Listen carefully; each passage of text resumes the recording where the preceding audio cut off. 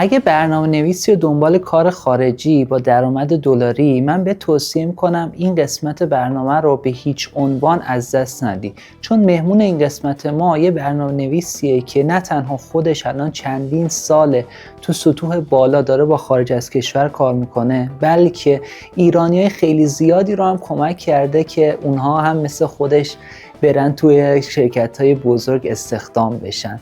پس این قسمت از دست نده. قرار محمد به شما تمام رازهایی که برای رسیدن به درآمدهای بالای $4000 ماهانه تو برنامه نویسی نیازه رو یاد بده و تمام تجربیاتش رو بهتون بگه. سلام محمد جان، خوش اومدی به قسمت سوم. سلام هادی جان، خوبی؟ لطف داری شما. مرسی و من در خدمتت هستم. محمد، الان سمت و کاری که انجام میدی با خارج از کشور رو میتونی یه توضیح بدی که چیکار میکنی؟ برنامه نویس حساب میشه دیگه، درسته؟ من در حال حاضر یه تغییر فیلدی داشتم. در حال حاضر تکنیکال ریکروتر حساب میشم، یعنی کارشناس جذب و استخدام. با یه شرکت انگلیسی کار میکنم، یه ایجنسی انگلیسی، و برنامه نویس ها رو استخدام میکنم. برنامه نویس ها و نیروهای فنی رو برای اون شرکت استخدام میکنم. اسم شرکت چی میشه؟ اسم شرکت ترایبز هست، ترایبز ایجنسی، و تو انگلیس مستقر ترایبز، حالا سهیل علوی اینا نیست. و اینکه یه ایجنسی دیگه، ایجنسی که حالا دو تا قسمت داره. یه استودیو داره که پروژه رو میگیرن و داخل شرکت انجام میدن، تیم درست میکنن و انجام میدن، روی پروژه کار میکنن. و قسمت دومش اینه که تالنت ایجنسی، در واقع نیروهای فنی خوب و تالنت ها رو با شرکت های انگلیسی مچ میکنن. یعنی مثلا یه شرکتی نیرو مثلا یه برنامه‌نویس میخواد، برنامه‌نویس مثلا سی شارپ به مدت 1 سال، ما برنامه‌نویس مناسب پیدا میکنیم و مچ میکنیم. بعد مثلا میگم من الان یه برنامه‌نویسم، چطوری؟ یعنی باید برم داخل سایت، مثلا رزومه باید پر کنم، چطوریه فرآیندش؟ در حال حاضر سیستمی که داریم به اسم کمپفایر هست و یه سایتی داریم که برنامه‌نویسا میرن رزومهشون کامل میکنن، یه سری تستا هست و ما وریفایشون میکنیم بر اساس مهارت، بر اساس مهارت‌های ارتباطی، زبان انگلیسی و اینجور موارد، و حتما کالچورال فیتشون هم چک میکنیم با شرکت مقصد و در نهایت مچ میکنیم. اینجوری هم هست که یه در واقع تالنت پول درست کردیم که 23000 نفر در حال حاضر ثبت نام کردن از کشورهای مختلف، و تو اون تالنت پول ما بر اساس حالا شایستگی ها استخدام میکنیم برای هر موقعیتی که هست. با ایرانی بودن و اینا مشکلی ندارن شرکت ها اگه برفرض بخوان استخدام کنن؟ ببینید اینجوریه که تا یه اسکیل خاصی معمولا شرکت ها با ایرانی بودن مشکلی ندارن، ولی خب حالا یه خورده که گسترش پیدا میکنه چرا یه سری مشکلات به وجود میاد. و در حال حاضر ما یه سری چالش‌هایی داریم که توی شرکت که میگن دیگه ایرانی استخدام نکنید، به خاطر حالا مسائل انتقال پول هست، به خاطر حالا شرایطی که داریم، مثلا شرایط جنگی که داشتیم، و یه سری مسائل که مثلا شرکت میگن بزرگ بشه نیاز به سرمایه‌گذار داره، سرمایه‌گذارای بزرگ معمولا از آمریکا میان و اینجور مشکلات به وجود میاد در نهایت. ولی تا اسکیل مثلا 100 نفر اکثر شرکت اوکی هستن. حتی آمریکا یا فقط اروپا و انگلیس و اینجور جاها؟ یه خواهشی میتونم ازتون بکنم، اگه تا حالا هنوز سابسکرایب نکردید این کانالو، همین الان لطفاً انجام بدید. 66% افرادی که دارن ویدیوهای ما رو میبینن هنوز سابسکرایب نکردن، و همین حرکات کوچیک شما، لایک کردن، کامنت گذاشتن زیر این ویدیو، میتونه کمک کنه ما مهمونهای بزرگتری دعوت کنیم و روز به روز کیفیت پادکست رو بریم بالا. دمتون گرم پیشا پیش بابت همه حمایت هایی که دارید از ما میکنید و تا حالا انجام دادید.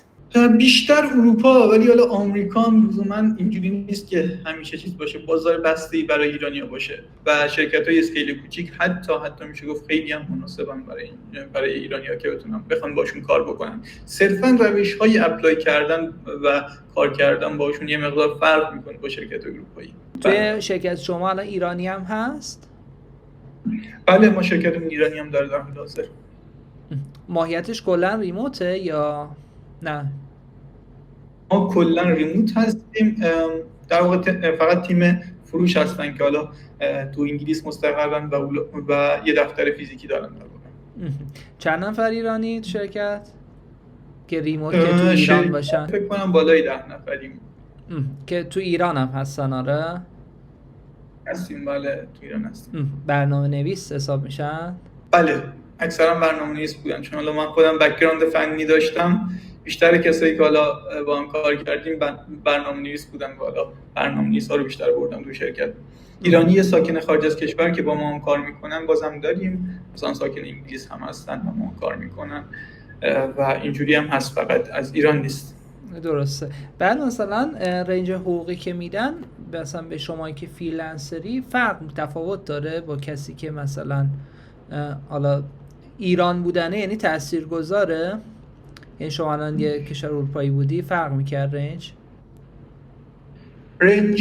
فرق میکنه، بله فرق میکنه. دلیل فرقش هم اینه که به خاطر حالا لزوما هزینه‌های زندگی نیست، به خاطر حالا اینه که رقابت به هر حال وجود داره. رقابت قبلا مثلا 4 سال پیش آسان‌تر بود، الان به خاطر حالا هوش مصنوعی و حالا این لی‌آف‌هایی که اتفاق افتاده یه خورده سخت‌تر شده کار کردن در کل و کار گرفتن. به خاطر همین رقابت بر روی قیمت کلا ایجاد شده، حالا چه ایران چه خارج از ایران، و این اتفاق افتاده و حالا بچهای ایران به هر حال مثلا اگه رنج یه کار مثلا یه پوزیشن شغلی مثلا فلاتر دیولپر که من فلاتر دیولپر بودم $30 بر ساعته برای یه برنامه‌نویس سینیور، اگه بچه‌ها مثلا میخوان کار بکنن اگه بگم 25 تا بازم تو ایران به صرف حذف به زبون خودمون، ولی حالا برای مثلا خیلی‌های دیگه مثلا تو اروپا ممکنه به صرف نباشه. درسته. مثلا رنج حقوق مثلا تو همون شرکت شما تو چه رنجیه؟ یعنی ساعتیه، بر اساس فول تایمه، اصلا چطوری حساب میکنن؟ رنج حقوق ساعتیه. کلا کار فریلنسری کلا ماهیتش اینه که یه کار فریلنسری و یه کار کانترکتی داریم دیگه. کار کانترکتی اینجوریه که مثلا به مدت مشخص با یه زمان مشخص، مثلا پارت تایم 6 months کانترکت داریم که مثلا میگه هفته 20 ساعت به مدت 6 ماه با ما قرار کار بکنی.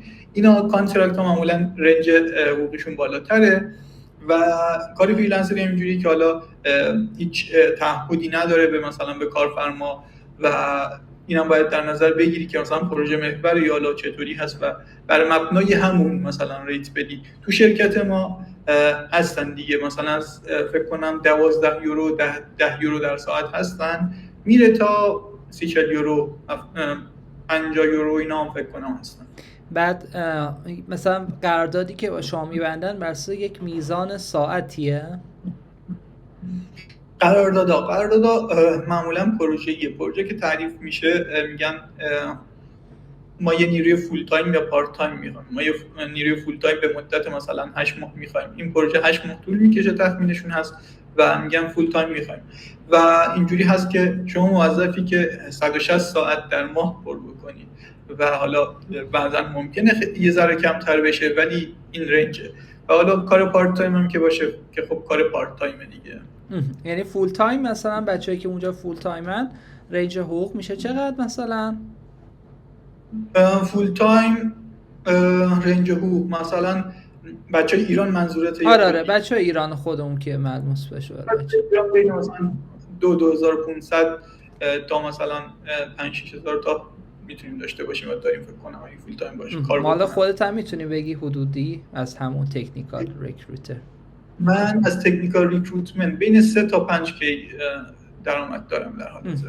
بعد دقیقاً الان کاری که تو همین تکنیکال ریکروتر انجام میدی چیه؟ یعنی با افراد حرف میزنی یا نه، یا یک با حالت هوش مصنوعی افراد گزینش میشن، مچینگ مثلا انجام میشه، به چه شکله؟ درسته. تکنیکال ریکروتر یعنی کارشناس جذب استخدام. کارشناس جذب استخدام وظیفه‌ش اینه که نیروی مناسب یک پوزیشن رو پیدا بکنه و صلاحیتش برای اون موقعیت شغلی ارزیابی بکنه. این کاری هست که من میکنم. مثلا میخوام یه برنامه‌نویس فلاتر استخدام بکنم، من فلاتر مثال میزنم چون خودم فلاتر دیولپر بودم. میام سابقه کاری این شخص رو نگاه میکنم و چک میکنم ببینم آیا این شخص مناسب این پوزیشنی که ما میخوایم هست یا نه، از لحاظ مثلا کالچورالی فیت این شرکت هم هست یا نه. و رویه‌ای که من طی میکنم برای این استخدام اینجوریه که یا میام مستقیما تو لینکدین به یه سری پیام میدم یا از کانتکت لیست خودم که قبلا یه سری بهم پیام دادن و شورت لیست درست کردم از اون انتخاب میکنم بهشون پیام میدم، یا این که میام یه جاب پست درست میکنم توی لینکدینی، توی سایت های در واقع جاب بورد های دیگه و میام منتشر میکنم این جابو و کسایی که اپلای کردن رو باز شورت لیست میکنم تا میرسم به شورت لیست ها. با شورت لیست ها مصاحبه میکنم و به این مواردی گفتم این موارد رو چک میکنم، اگر مناسب بود معمولا 3-4 نفر باز شورت لیست میکنم از بین شورت لیست هایی که داریم و اونا رو میفرستم برای مصاحبه نهایی با تیم فنی و حالا یا اگر مثلا تیم کوچیک باشه تیم اچ آر یا حالا مدیر عامل حتی. درسته. پس اون 23,000 نفر یه جوری مثلا شما اونا از توی اون 23,000 نفری که چیز کردن اونا رو هم فیلتر میکنی، مثلا میذارین فلاتر فلان، یه دوره تعداد محدود میشه، درسته؟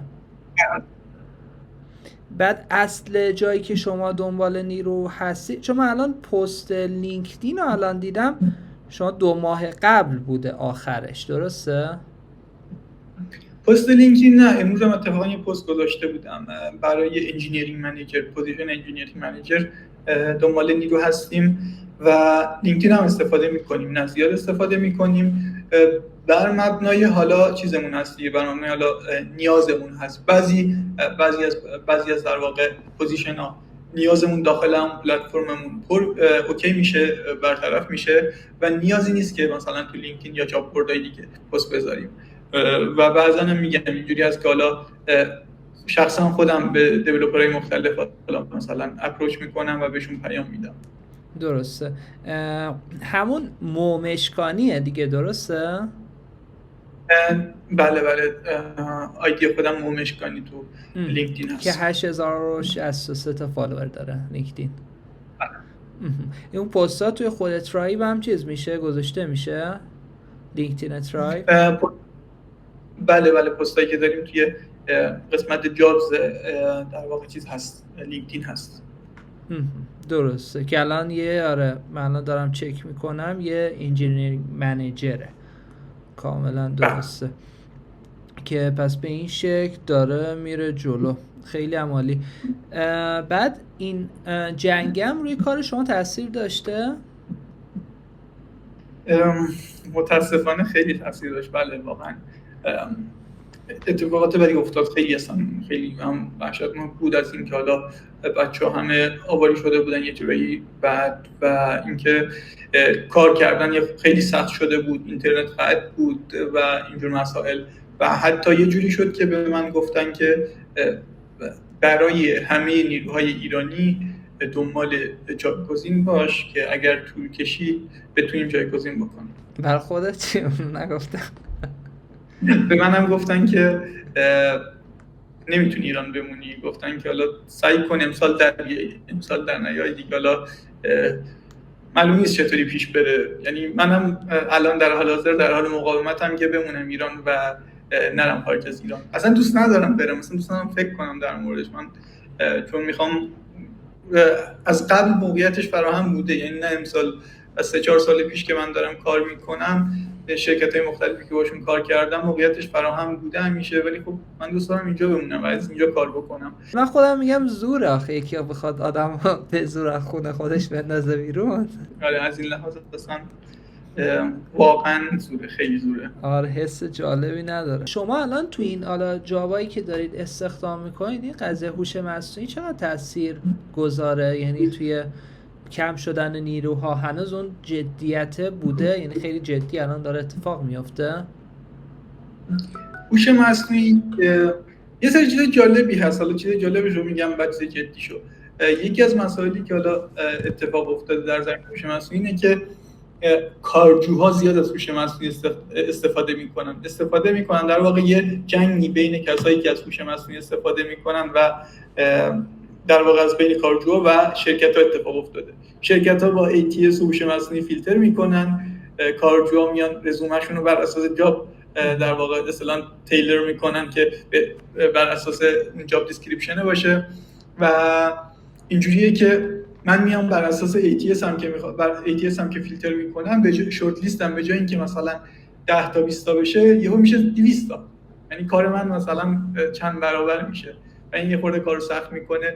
و من حتی دیدم تو مصاحبه‌ها که یه دیولپر چینی بود اومده بود خودش رو جا زده بود به یه دیولپر اروپایی، از این فیشیال اکسپرشن هم استفاده میکرد که صورتش هم چیز بود، پروفایلش رو کاملا حرفه‌ای درست کرده بود توی لینکدین و اینجوری بود که به سختی میشد متوجه بشی، ولی از مصاحبه متوجه شدم و اینجور مسائل هست، اینجور چیزا هست و خیلی هم میگم استفاده میکنن. حالا تاثیرات واقعیش اینه که آره یه مقدار استخدام کردن یه مقدار کمتر شده به نسبت ولی از این ور یه سری در واقع مزیت‌هایی هم برای برنامه‌نویس‌ها و کسایی که از هوش مصنوعی بلدن استفاده بکنن ایجاد کرده. مزیتش چیه؟ معایبش چیه؟ مزیتش اینه که مثلا یه برنامه‌نویسی که کارش خوبه خیلی پروداکتیوتر شده، واقعا یه سری کدا رو نیاز نیست آدم خودش بیاد بشینه و بنویسه و میده هوش مصنوعی و هوش مصنوعی راحت جنریت میکنه اون کد براش. ولی از این بر کیفیت کدها بعضا اومده پایین. مثلا ما یه برنامه‌نویسی داشتیم که کل کداشو میداد به هوش مصنوعی مینوشت و این باعث شده بود که اصلا کاملا مشخص باشه کیفیت کدهاش و کیفیت خوبی نداشت در کد.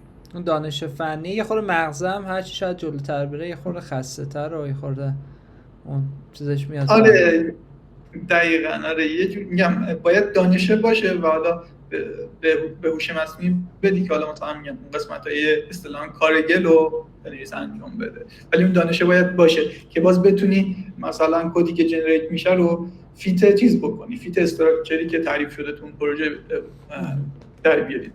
درسته. بعد الان به اینجور شرکت ها، چون مثلا برای خود منم پیش اومده و توی لینکدین که همین ریکروترها می اومدن مثلا یه پیام داده و یه برای پوزیشن بود توی ژاپن بود که بعد وصلم کردن که برم وارد مصاحبه بشم.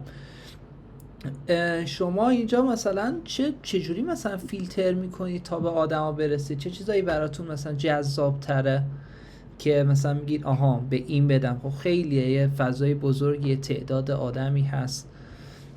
اینا چجوری مثلا شما چه چیزایی نکاتی برای شما جذاب تره تو این فرآیند؟ برای رکروترها چیزایی که خیلی مهمه اینه که اول از همه آپدیت بودن خیلی مهمه. لینکدین شما باید همیشه آپدیت باشه به عنوان کارجو و رزومتون هم حتی باید آپدیت باشه. همیشه باید آپدیت باشید وقتی دنبال کار هستید، حتی زمانی هم که دنبال کار نیستید بازم آپدیت نگه دارید پروژه در واقع لینکدینتون و پروفایل هاتون رو. اینجوری پیدا کردن شما راحت میشه و الان لینکدین طوری هست که میتونی سرچ بکنی و بر اساس کیورد پیدا میکنه. مثلا من سرچ بکنم فلاتر، اونی که تو هدلاینش فلاتر داشته باشه اونو بالاتر میاره برای من و ریژن رو فیلتر میکنم و چیزای مختلف فیلتر میکنم. حالا چون لینکدین پلن های مختلفی داره دیگه، سیلز نویگیتور داره، ریکروتر لایت داره، پلن های مختلفی داره و اینا ابزارهای مختلفی به در واقع افراد میدن که بشه استخدام رو راحت تر کرد. پس به نظر من مهمتر از همه آپدیت نگه داشتن پروفایل و نوشتن همه اون تولزایی که استفاده کردیم و تجربه ازش داریم، تولزا، فریمورک‌ها، زبان‌های برنامه‌نویسی بنویسیم، باید قید بکنیم همیشه. مثلا اگر کسی یه پروژه واقعی واقعا، نه اینکه یه پروژه مثلا در حد تو دو لیست با کرافت سی ام اس زده باشه، کرافت سی ام اس هم یه سی ام اس مثل وردپرس زده باشه، از من باید بنویسه. چون همین الان من دنبال کرافت سی ام اس دیولپر هستم و مشکل دارم برای پیدا کردن کرافت سی ام اس دیولپر، ولی اکثرا نمیان قید بکنن تو پروفایلشون. اکثرا پروفایلشون مثلا پروفایل لینکدینشون سال به سال هم نگاه نمیکنن. درسته. الان توی مثلا سالی که گذشت شما چند نفر مثلا ایرانی جذب کردید برای شرکت‌های مختلف به عنوان تو سمت خودتون؟ ایرانی واسش عدد زیاد، حالا آمار زیاد نگه نمیدارم، ولی فکر کنم اونم مثلا 12 نفر، آره فکر کنم 10 نفری شد بازم، آره فکر کنم 10 نفر شد. عنوانا رو میگی که من یه خورده آشنا بشم با عنوانایی که حالا بیشتر تو بورسن الان؟ عنوانایی که حالا ما بیشتر استخدام کردیم بیشتر فنی ان دیگه، چون فنی استخدام کردیم. جاوا دیولپر استخدام کردیم، جاوا بک‌اند دیولپر، بعد دیگه فلاتر دیولپر استخدام کردیم، بعد دیگه اندروید دیولپر استخدام کردیم، بعد دیگه شیرپوینت دیولپر استخدام کردیم و چی دیولپر آخری چی بود؟ شیرپوینت. آها شیرپوینت. بله یه سرویسی مربوط به مایکروسافته.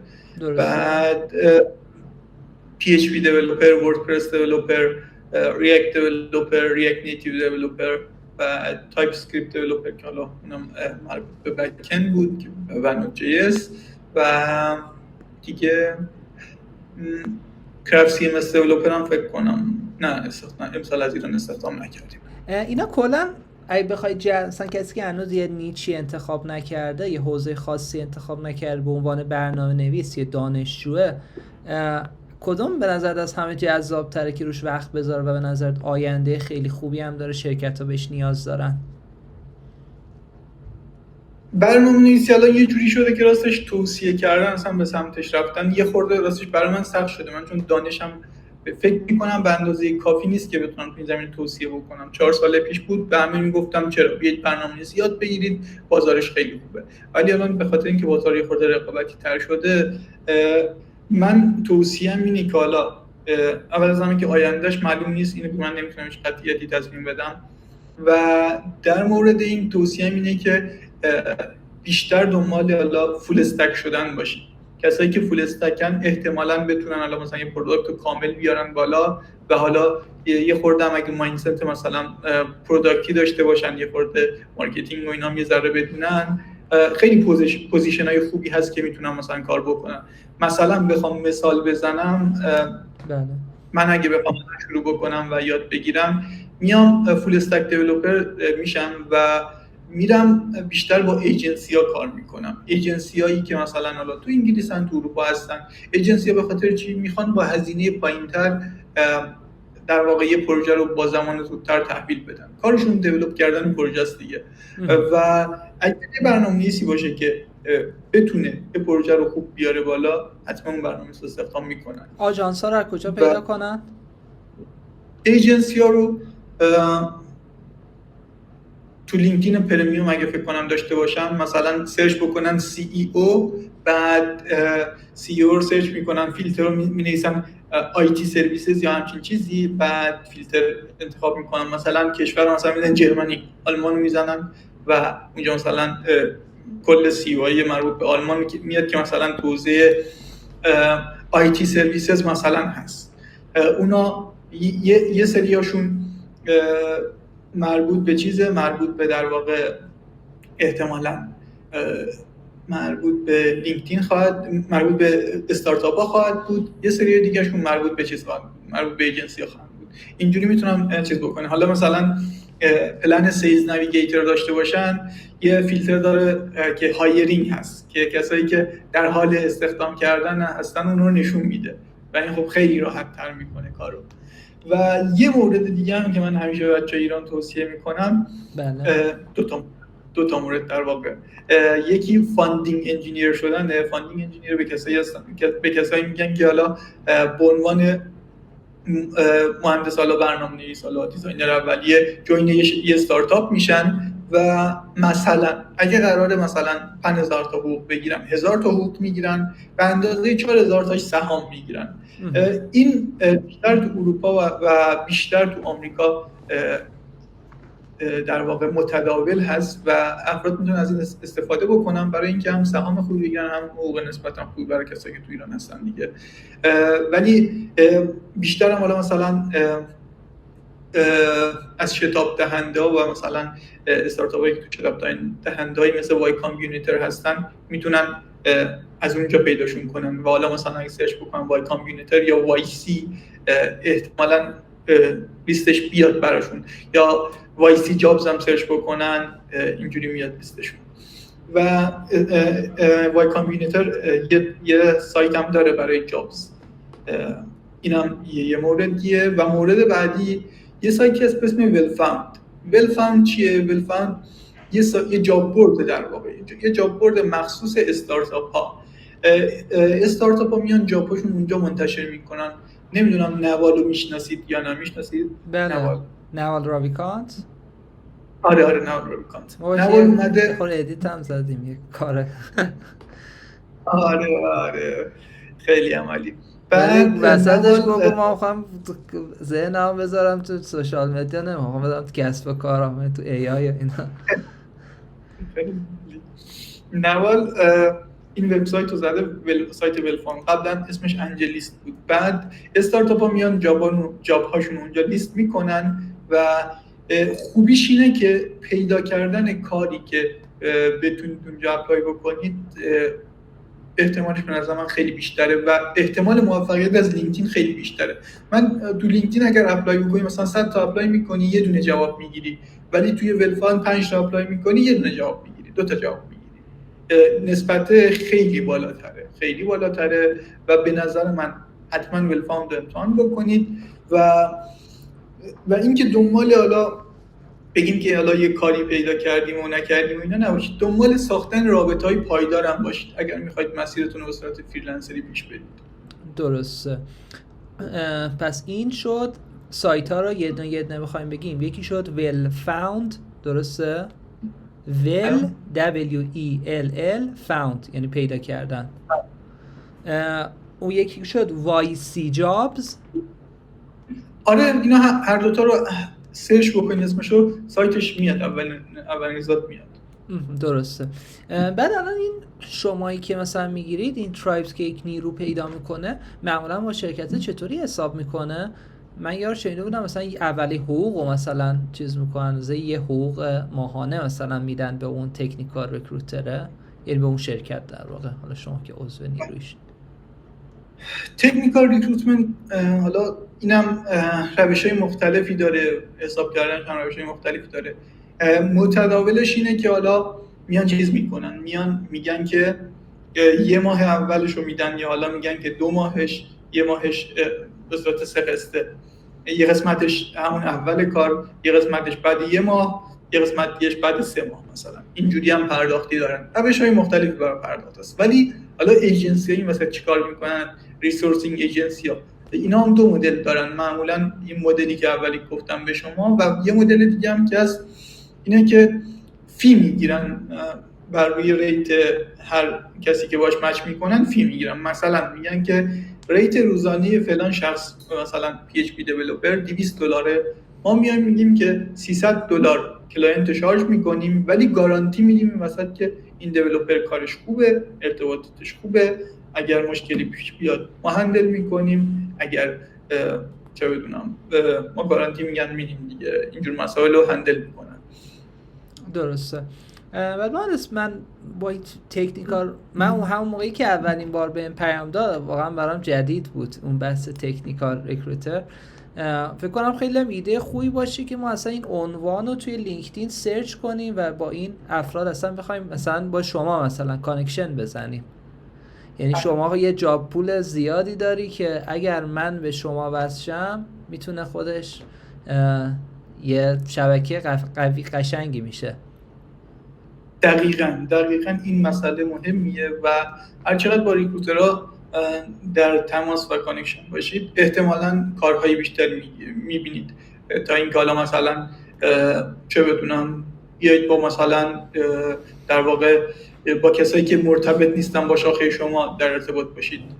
درسته. بعد کارآموزی و اینجور چیزا هم زیاده، یعنی برای اینایی که شما میگید بیشتر فکر کنم برای نیروهای خیلی قوی و مثلا سینیر و اینجور چیزاست، یا مثلا پوزیشن های کارآموزی هم وجود داره، حالا با حقوقای مثلا پایین تر، فکر کنید 500 1000 یا 0 هستن، فقط کارآموزی هم بله هست، کارآموزی هم همون سایت ولفارم که گفتم، چون استارتاپ ها هستن معمولا کارآموزی توش پیدا میشه و معمولا هم حقوق نداره، ولی برای شروع کار، برای حالا یه ساختن رزومه و اینجور موارد خیلی خوبه. حتی میگم اکثر کسایی که حالا مثلا میان استارتاپشون میخوان بالا بیارن اونجا میگن سهام به شما میدیم، ولی خب سهام هم دیگه معمولا نمیشه، ولی مگر اینکه میگم تو لول بالا باشه استارتاپ که اون موقع حقوقم میده و شما هم باید لولت بالا باشه. یکی دیگه از مواردی که حالا داشت یادم میرفت بهتره بگم اینجا الان، بله. برای کسایی که حالا یه خورده سنیورتر هستن، اینو یه سری ایجنسی هایی هستن که در واقع ریسورسینگ ایجنسی و ریکروتمنت ایجنسی هم مثل ایجنسی ما. اینا چیکار میکنن؟ اینا میگن که ما میایم دیولپر رو مچ میکنیم با شرکت ها و یه فی از روش برمی‌داریم. شما اگر این شرکت ها هم پیدا بکنید و باهاشون در ارتباط باشید، این هم یکی از روش‌های خوبیه که میتونید کار بکنید. مکسول، یکی از این شرکت ها مکسول باند بود فکر کنم، که این هم یه ایجنسی در این حوزه است. یکی از بچه ها من میشناختم که با یه شرکت مستقر در دبی مچ شده بود از همین طریق. یه شرکت دیگه به اسم VIP اینا رو میتونی نشون بدی؟ چون من میترسم، چون من خودم برنامه‌نویس نیستم. تو گوشیت میتونی مثلا من ویل فاوند میشه همین، درسته سایته؟ بله. این مکسول هم میتونی روی گوشیت یه نشون بدی؟ مکسول هم الان پیدا چون من فکر کنم بعد بره تو ویدیو یا شاید سرچ کنم شاید چیز دیگه بیاد. چون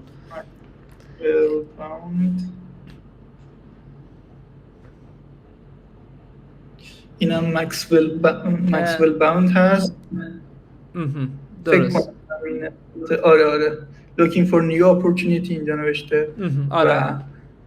لوکیشن و اینا رو نوشته. بعد لینکدینشون هم که اینه، الان میارم. یه خورده بیاری وسط‌تر گوشی رو ببینیم. من مکسول رو پیدا بکنم. اینم مثل ترایب حساب میشه، درسته؟ اینا هم مثل ترایب زن، آره. ولی خب اینا احتمالاً شرکت‌های بزرگتری هستند. این مهندس، درسته؟ فکر کنم همونه. آره فکر کنم همونه. مکسول باند. آره همونه. بعد دیگه یکی هم که گفتم اون چی بود؟ VIP people. VIP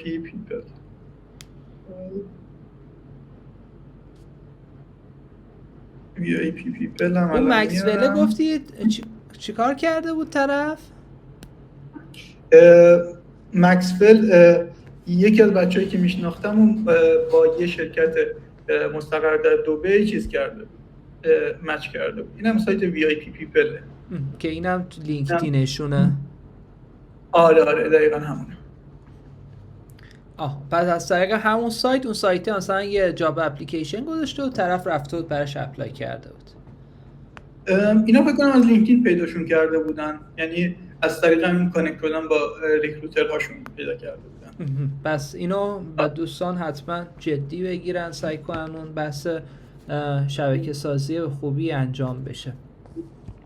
پس گفتید مهندس درآمدها هم توی رنج چقدره؟ مثلا 2000 تا 5-6 هزار. بله رنج همینه. بله درآمدها، ولی خب رنج بالاتر هم هست. دوستانی هستن که مثلا با آمریکا کار میکنن، رنج بالاتر من دیدم تا 10,000 تا هم از آمریکا دیدم، البته نه از اروپا. ایرانی بله. چون من با یکی از دوستان برنامه نویسم صحبت میکردم، گفت خیلی سخته. یعنی میگفت اون مصاحبه‌های شغلی و اینا، میگفت تو آمریکا با اینکه خودش هم آدم قدری بود ولی میگفت واقعا کار هر کسی نیست، یعنی مراحل زیاد خیلی بالا. و اونم اتفاقا به هم میگفت یکی منو لینکدین پیدا کرد، گفت هی منو میفرستاد مثلا تو مصاحبه، میگفت فلان، و میگفت من بعد مثلا 4 تا جور میکنم، ولی اکثرش مثلا با اینکه حالا طرف تو ایران هم آدم خفنی بود ولی از پس آمریکایی‌ها بر نیومد که بتونه بره، که فکر کنم اونا رنجاشون خیلی بالاه برای برنامه‌نویسی، مثلا 200K سالانه، حالا 300 آره آمریکا بعضا بالا هست، ولی خب من بالاترین رنج که دیدم در واقع همون 10K بوده برای برنامه‌نویس‌ها که از یک کار در واقع درآمد داشتن. و اینکه این شخص هم از سایت ویل فاوند پیدا کرده بود کارو. چه تخصصیه؟ تخصص فکر کنم فول استک دیولپر، فرانت اند ریاکت و نود جی اس. بعد تو ایران این طرف خیلی تجربهش بالا بود، یعنی مثلا با شرکت‌های تاپ ایرانی کار کرده بود. تجربه خیلی بالا خیلی بالا نه، ولی برنامه‌نویس خیلی خوبی بود. آره میتونم بگم برنامه‌نویس خیلی خوبی بود، ولی هستن کسایی که خیلی خوب هستن. ولی خب یه سری چیزاست که باید بالانس باشه. یکی مهارت فنی باید بالا باشه. خب این که طبیعیه. یعنی در واقع مهارت فنی یعنی چی؟ یعنی حل مشکل. هر بیزنسی یه برنامه‌نویس حالا نیاز داره، یه به نیروی کار نیاز داره برای حل یه مشکل. شما باید بتونی مشکلش رو حل بکنی، فارغ از اینکه حالا مشکل چی هست. و به غیر از این برمیگردیم به مهارت‌های ارتباطی. بله. کسی که وارد تیم بشه باید مهارت‌های ارتباطی خیلی خوبی داشته باشه. مهارت ارتباطی یعنی اینکه در جواب مثلا یه سوال یس و نو خالی نگی. این باید بتونی توضیح بیشتر بدی، صحبت بکنی، نظرتو بگی، نظر مخالفو قبول بکنی، نظرتو بقبولینی خیلی جاها، و این میشه مهارت‌های ارتباطی خوب. و اینا هم همش چیزایی هستن که یاد گرفتنیه. و اینکه حالا شاید یه خورده با تحقیق بری وارد اون جلسه بشی که بدونی شرکت چیه، حالا با چند نفر کانکشن بزنی، اون نیازها، اون دغدغه‌های اون شرکت رو اگه تو بدونی قبل جلسه و بعد روش مانور بدی، راهکار بدی، بگی آره من مثلا در این مورد من کار کردم. شاید شما خیلی چیزا کار کردی، ولی اینکه رو تو اون جلسه بگی مثلا مانور بدی، مثلا بگی روی حالا این موضوعی که الان بحث داغ اوناه، شاید اینجوری احتمال رو بتونی ببری بالاتر. دقیقاً ولی یه چیزی هست به اسم پرواکتیو بودن برای کارها خیلی خوبه، برای اینجور کارها خیلی خوبه. مثلا وقتی میخوای یه پروژه‌ای بگیری، یه پروپوزالی برای شما اومده، شما میرید پروژه رو بررسی میکنی، اگر یه مشکلی پیدا کردی لیست میکنی اون مشکلای اون پروژه رو و میای میگی، قبل اینکه نیازی باشه اصلا کاری انجام کسی از شما درخواست کرده باشه شما کاری انجام بدی، میای مشکلات اون پروژه رو میگی، حتی یه کار اضافه تر در واقع این وسط انجام میدی و اون میتونه برگ برنده شما باشه تو این حالا مصاحبه رفتن و پروژه گرفتن و حالا هر جای دیگه کلا پرواکتیو بودن به نظر من خیلی کانسپت مهمی هست. و حتی تو مصاحبه هم اینجوریه که برای گرفتن کار میتونید شما در مورد شرکت سرچ بکنید، در مورد محصولشون سرچ بکنید اگر اطلاعاتی دادن تو جاب دیسکریپشن ها، اگه ندادن تو مصاحبه که رفتید یاد گرفتید یه چیزی در مورد اون شرکت فهمیدید، بعدن برید و سرچ بکنید و اون مشکلاتش رو اگر مشکلی داشت در بیارید و اطلاع بدید. اینا همشون باعث میشن که خب شما شانستون بیشتر بشه. درسته. من حتی یکی از دوستان میگم برای شرکت آمریکایی کلی تا حالا اپلای کرده، گفت این اصلا حالا اینه که مثلا میگن چت جی پی تی، میگم آنلاین کدینگ بود، یعنی گفت قشنگ روی سیستمم بودم، یعنی نمیتونستم اصلا برم تو چت جی پی تی، یعنی اینجوری هم نیست که یعنی بعد، یعنی گفت اصلا ما بد عادت شده بودیم می‌خواستیم استفاده کنیم، وقتی می‌خواستیم خودمون یا اونجا کد بزنیم، مانیتورم حالا داره چیز میشه، داره نگاه میشه، نمیتونی بری جایی، یا همونجا طرف میبینی عیارش شاید مثلا سنجیده میشه برای حالا شغلای لول بالا. و موردی هم که هست، چیزی که من خودم دیدم توی برنامه‌نویسی، شما خیلی باید اپلای کنید. یعنی فکر کنم مرتضی شجاعی بود تو کار نکن گفته بودم 100 جا من فرستادم، یعنی حتی کسی که توانمنده، یعنی خیلی باید فعالانه باید چیز شه. مثلا یکی الان فرستادم، یکی برم 2 هفته دیگه بفرستم، باید یه فول تایم جابه کلا این کار پیدا کردن خودش. 10 ساعت باید روزانه بشینی همه جا شبکه بزنی، سرچ کنی، سایت، هر چی سایت هست. مثلا یکی میگه لینکدین خوبه، لینکدین همه چی، لینکدین برو ول فاوند برو فلان، همه جا باید باشی. دقیقاً همینجوری هست. و اینم بگم که شما دارید یه مسیر شغلی درست میکنید، اینو به عنوان یه کار مثلا یه روزه نیست، کار یه ماه 2 ماه هم حتی نیست که اینجوری تیک بزنی و بری جلو که کارو بگیری و جامپ بکنی بعدش بری کار بعدی. این یه مسیر شغلیه، مسیر آروم آروم طی میشه. شما کانکشن و شبکه سازی و محتوا درست کردن، فعال بودن تو کامیونیتی های مختلف، اینا همش چیزایی هستن که باید روزمرگی، هفتگی، همیشه در حال انجام باشن. شما اینو به عنوان کانتریبیوشن در نظر بگیرید به جامعه‌ای که حالا توش دارید از توش درآمد کسب میکنید، کار میکنید. این مثلا جامعه برنامه‌نویسی، مثلا من خودم میگم، من فلاتر من وقتی فلاتر شروع کردم، فلاتر خیلی ورژن آلفا بود. بعد اون موقع کسایی بودن که اوپن سورس کار میکردن روی این پروژه بدون اینکه هیچ انتظار و چشم داشتی داشته باشن. الانه که فلاتر، من یکی از دوستام هستن که ساکن لندنه و از کامیونیتی فلاتر پیدا کردم، ایشون روزی 1000 پوند درآمد داره و فلاتر کار ماهری هست. ولی از همون وقتی که فلاتر رو ورژن آلفا بود داشت کمک میکرد این جامعه گسترش پیدا بکنه. وقتی الان داره 1000 پوند میگیره یا مثلا حتی 3 سال پیش هم داشت اونقدر میگرفت، این به خاطر اونه که اون کمکیه که به جامعه کرده، در واقع اون ریواردیه که از اون کمک کردنهای بدون چشم داشت گرفته. همین شخص میومد مینشست به کسای تازه واردی مثل من کمک میکرد اون موقع که مثلا اگر مشکلی داشتیم، فلاتر باگ داشت، حل بکنیم و خیلی وقت میذاشت. این کارا رو ما تو ایران معمولا خیلی کم انجام میدیم. بچه‌های ایران تو زمین اوپن سورس یه سری هستن خیلی قویان و میشناسم کارهای خیلی خفنی کردن، ولی یه سری دیگه اصلا کاری نمی‌کنن، یعنی 0 و 1. این نباید 0 و 1 به نظر من باشه، باید تعادلی باشه و اکثریت بتونن تو این حوزه کار بکنن و دیده بشن و پیش ببرن و این شبکه سازی رو هم پیش ببرن، همه چی رو با هم دیگه پیش ببرن. و در نهایت میگم شما دارید یه مسیر شغلی میسازید.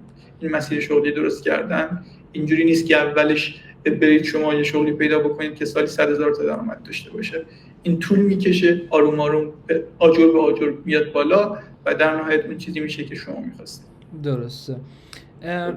بحث دانشگاه هم توی انتخاب‌های شما به عنوان کسی که مسئول جذب هستی اثرگذاره؟ یعنی مثلا یا ببینی آزاد یعنی میشه رد، ببینی شریف چیزه یا نه، یا بیشتر اون مهارت‌ها، اون پروژه‌ای که انجام داده رو نگاه می‌کنی؟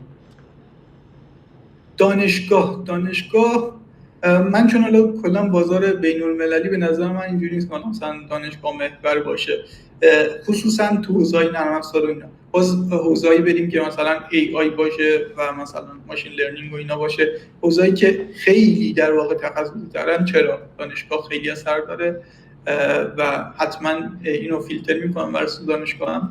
ولی کسایی که کلا توزیع برنامه‌نویسی اینا هستن، اکثرا کسی به دانشگاه توجه نمیکنه، خصوصا وقتی که ما مثلا از ایران اپلای میکنیم برای خارج. کسی بین آزاد یونیورسیتی و دانشگاه آزاد و مثلا دانشگاه مثلا تهران فرقش رو کسی زیاد نمیدونه چیه، کسی نمیدونه سرچ بکنه، اونقدر وقت نداره.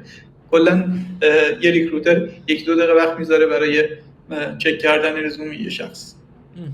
و این منظرم خیلی مهمه شما خودتون رو بذارید جای طرف مقابل. فکر کنید میخواید بیایید مثلا هادی توکلی رو انتخاب کنید، خیلی باید پروفایلتون سر راست باشه، همه چی جای خودش باشه. این لازم باشه یه پازلی بخواد مثلا حل کنه برای اینکه برسه به اون هدلاینتون، اون بنر بالا، همه باید در یک راستایی که شما میخواید، اون عناوین شغلی که قبلا داشتید متمرکز، کوتاه، مفید باشه که بتونید تو همون میگم 1 دقیقه هم شاید خیلی بالا باشه. یعنی اگه شما تازه یکی خوشتون بیاد 1 دقیقه روش میمونید و الان همون لحظه اگه مثلا هدلاین نامرتد باشه که اصلا رد شدید یا گنگی براتون باشه از روش رد میشید. یه موردی هم که هست اینه که حالا به نظر من برای کارها میگید مثلا 100 تا کار باید اپلای بکنید تا بتونی مصاحبه بگیری. به نظر من اصلا اینجوری هیچ موقع اپلای نکردم و نمی‌کنم و نخواهم کرد. چرا اینجوری اپلای نمی‌کنم، کار نمی‌کنم؟ به خاطر اینکه دوست دارم برای شرکتی کار می‌کنم شرکتی باشه که علاقه داشته باشم. به جای اینکه من برم 100 تا شغل اپلای بکنم تا یکیشون جواب بده، میرم 2-3 تایی که دوست دارم رو انتخاب می‌کنم و اونا رو پیدا می‌کنم و براشون اپلای می‌کنم. من یک بار همین اواخر 2-3 ماه پیش خواستم این تئوری رو یه بار دیگه امتحان بکنم. 3 تا شرکت اپلای کردم، 2 تا مصاحبه گرفتم با این تئوری و اینجوری نبود که فله اپلای بکنم و میدونم اون فله اپلای کردن زیاد نتیجه خوبی نمیگیم.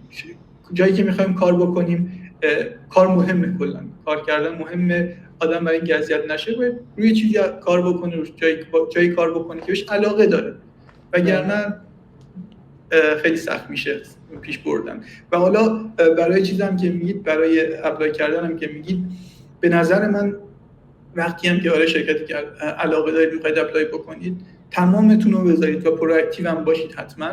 چرا که من همین الان مثلا داشتم چک میکردم برای یه پوزیشن شغلی که تو پورتال خودمون بود، پورتال ترایبز، دیدم که فکر کنم 500 خورده نفر اپلای کرده بودن برای پوزیشن پایتون بک‌اند دیولپر و از اینا نصفشون که چیز بود، اصلا پروفایلشون ناقص بود. پروفایلی که ناقص باشه من اسکرول میکنم، وای نمیستم حتی چک بکنم. پروفایل لینکدین؟ نه، پروفایل تو همون سایت. پروفایل آره.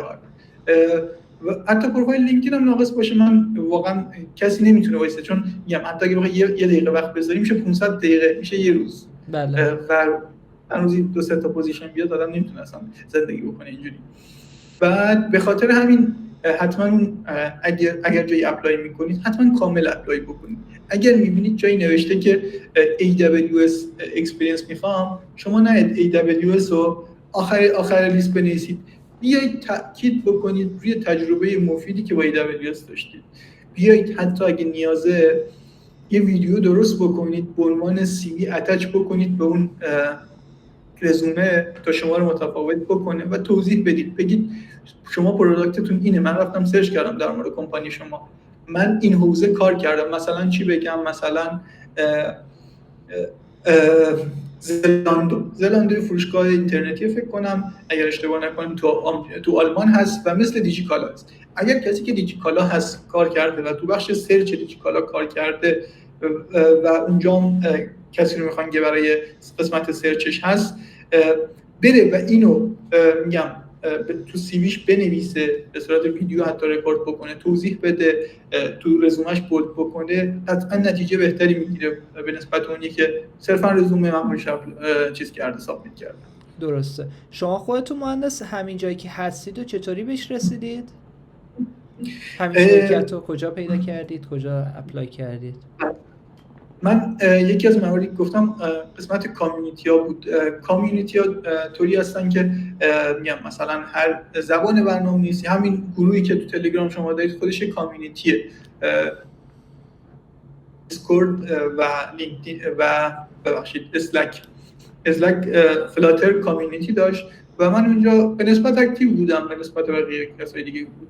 بعد یه جا دیدم یه جاب پست گذاشتن و اون اوایلی بود که فلاتر تازه اومده بود و من رفتم اپلای کردم برای این جاب، برای این پروژه و گفتم که این پروژه رو من و دوستم امیر میتونیم انجام بدیم.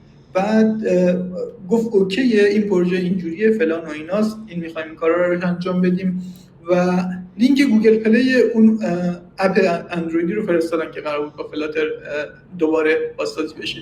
بعد من و امیر داشتیم چک میکردیم، به امیر دادم و امیرم چک میکرد. امیر رفته بود کاری کرده بود این بود که باگ‌های اون پروژه رو در آورده بود، فایل APK رو گرفته بود، دیکد کرده بود، باگاشو در آورده بود و در نهایت باگا رو داد به منم لیست کردم، باگا رو دادم به این شخص و این شخص فهمید که ما در واقع یک کار پرواکتیوی انجام دادیم و اونجا این بود که ما رو متمایز کرد و ما شروع کردیم با این شخص کار کردن. پروژه رو که گرفتیم کار کردیم، فاز اولش رو کار کردیم، فاز دومش رو کار کردیم، پروژه‌های دیگه هم اومد و من این دوستامو پیشنهاد دادم بهشون و قبول کردن، کار کردیم. چه شرکتی مهندس؟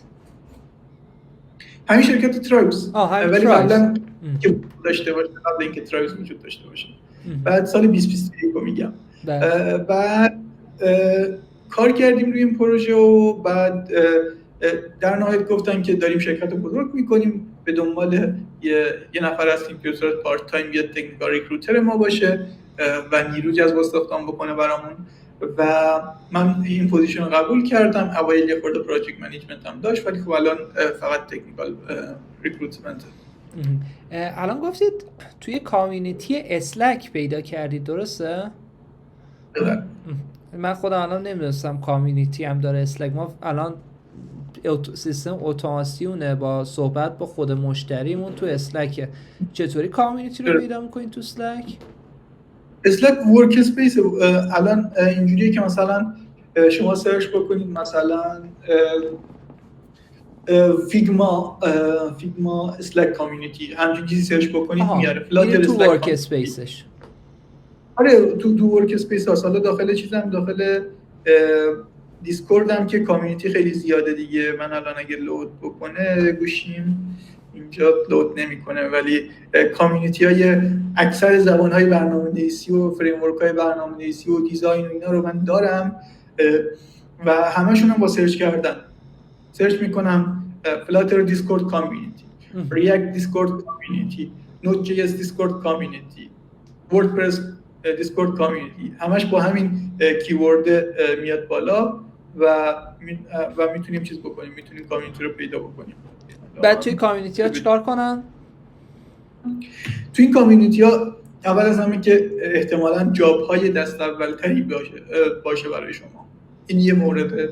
و اینکه اگر جایی نیازی به کمک هست کمک بکنید، اگر کسی کمکی سوالی میخواد جواب بدید، اگر میبینید مثلا ریاکت نیتیو یه پروژه اوپن سورسه، اگر میبینید یه ایشوی بازی هست، حالا واسه بچه‌ای که فنی نمیدونن، اگر میبینید ایشوی بازی هست برید روش کار بکنید، وقت بذارید. چی میشه اگر آدم یه مقدار از تفتیش میزنه ولی در نهایت میگم همیناست که شما رو متمایز میکنه. فرق بین حقوق $50,000 در سال با $200,000 در سال اینه که اون شخص از وقتی که دانشجو بوده روی این پروژه کار میکرده. همونجا شاید بتونید شما یه شبکه‌ای بسازید، یه مشکلی کسی رو حل میکنید، یا اون توی شرکتیه میتونه شما رو به یک جایی وصل کنه و به این شکل. چون خیلی من خودم تا حالا به آدمای زیادی شرکت‌های آمریکایی و اروپایی بچه‌ها رو معرفی کردم.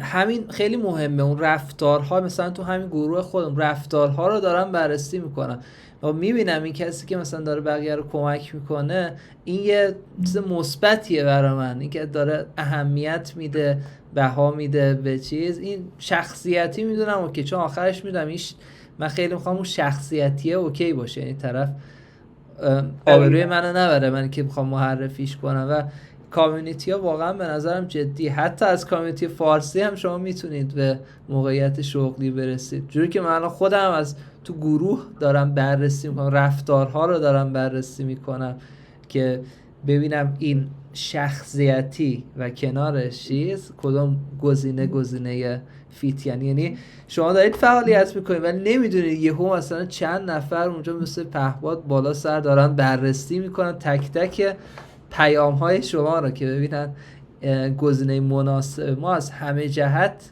کیه برای انتخاب. خیلی بهتر شاید نسبت به یه پروفایل چک کردن بشه آدم رو پیدا کرد. دقیقاً همینه. من کار اولم رو از کامیونیتی پیدا کردم و میگم کلا کار 3-4 تا کار از کامیونیتی پیدا کردم و همش به خاطر حالا هم فعال بودنه و همین که پیگیر بودنه. کار اول برمیگرده به کی؟ کار اول من از کی شروع شد؟ از سال 2019. یه خورده قبل‌تر البته کارآموزی اینو داشتم. کارآموزی رو هم بگم یا آره بریم از کارآموزی. اصلا خارجی بوده یا داخلی هم شما کار درآمددار داشتید؟ من داخلی کار درآمددار آنچنانی که مثلا بگم که چیز بوده نداشتم. یکی دو تا مثلا در حد ادمینی تلگرام یکی داشتم و یکی در حد نوشتن ترجمه مقاله‌های تک داشتم. به صورت برنامه‌نویسی رو مد نظرمه. یعنی میخوام بگم مستقیم میشه رفت وارد بازار. بعضی میگن نه باید شما چند سال تو بازار کار داخلی باشید، پله پله برید از شرکت کوچیک بعد دیجیکالا فلان بعد این دیجیکالا بپرید به همچین جوری هست به نظر شما؟ این اینجوری نیست، این به نظر من حقیقت نداره. و میگم الان مثلا کسی اگر بخواد شروع بکنه خب میتونه کارآموزی توی استارتاپ خارجی بگیره، کارآموزی یا رایگان و یا پولی فرق نداره. کارآموزی رو میگیری کار میکنی میشی جونیور گرفتی با شرکت کار میکنی میشی مید لول، بعدم که سنیور میشی و میتونی راحت تر کار بکنی. ولی بس اینه که نه، من کار اولم اصلا تو ایران نبود، یه کارآموزی رایگان بود، شروع کردم از اونجا کار کردن و بعدش یه کار بود که از کامیونیتی پیدا کردم برای استارتاپ مکزیکی. کارآموزی رو توضیح میدی مهندس؟ چطوری پیدا کردی؟ چی بود اصلا؟ چیکار می‌خواستن؟ شما چه مهارتی اون موقع داشتید؟ که قبول شدی؟ من فلاتر دیولپر بودم و تازه فلاتر از ورژن بتا در اومده بود اون موقع و اینجوری شد که حالا یه سری شرکت‌ها علاقه‌مند شدن، از جمله این استارتاپ کوچیکی می‌خواست یه پروداکتی، یه اپلیکیشنی در واقع توسعه بده. من اپلای کردم برای این کار و نوشته بود که یه برنامه کارآموزی 6 ماه هست و 3 ماه یا 6 ماه یادم نیست و بعد اون 3 ماه یا 6 ماه ما چند نفر انتخاب می‌کنیم که روی پروژمون کار بکنن. کارآموزی رایگان بود، شروع کردیم، تیم شدیم، تیمای چند نفره شدیم، شروع کردیم کار کردن. هر کدوم یه قسمت از اپلیکیشن رو که نه یه قسمت تمرینی میشه گفت، چند تا پروژه تمرینی طور تو حوزه‌های مربوط به اون اپلیکیشن. مثلا اپلیکیشن تو حوزه رمزگذاری بود، یکی قسمت تو حوزه مثلا رمزگذاری آورد بالا، یکی قسمت تو حوزه مثلا انیمیشن اپلیکیشن آورد بالا. اینجوری تو این حوزه‌های خود تمرین کردیم و در نهایت اونا انتخاب کردن از بین حالا کسایی که تو اون برنامه کارآموزی بودن. 2 نفر انتخاب کردن رفتن و من تو بین اون 2 نفر نبودم راستش. و بعد چند ماه من کارم رو پیدا کردم، کاری که حالا داشتم و بعد من از همینجا رو من وایستم. شما اون موقع که برای این قبول شدید برای کارآموزی چند ماه بودن فلاتر کار کرده بودید؟ یعنی قوی بودید خیلی؟ فکر کنم 6 ماه یا 3 ماه بود، نه 4 ماه فکر کنم بود، 4 ماه. خودآموز یا دانشگاه اثر داشت؟ من خودآموز کار کرده بودم ولی خب دانشگاه بک‌گراند خوبی داشتم تو دانشگاه. خیلی عالی. خب بعد میریم کار اول پولی. بله و بعدش هم که رفتم اولین کار پولی رو گرفتم که میشد، من در واقع اولین کارآموزی رو مهر ماه گرفتم، شروع به کار کردم و اردیبهشت ماه بود که چند ماهی واسش بیکار بودم و اردیبهشت ماه بود که شروع به کار کردم برای اولین کار پولی و شروع کردم با یه استارتاپ مکزیکی ریموت کار کردن.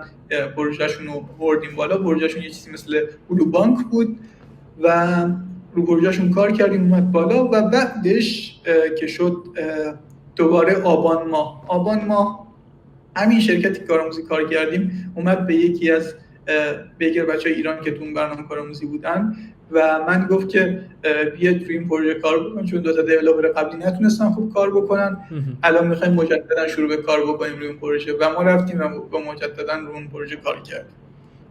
خیلی عالی. جفتش هم پس کامیونیتی بود داره؟ آره کامیونیتی بود. حتی کار بعدیم هم که یه شخص ایرانی بود که ساکن آمریکا بود، اونم از کامیونیتی بود. اونم از لایوی بود که حالا از کنفرانس فلاتر بود. یه نفر نوشته بود که دنبال یه فلاتر دیولپر هستیم و من رفتم بهش پیام دادم. درسته. چون من فکر کنم توی کامیونیتی ها جاب پست هم زیاد میذارن، درسته؟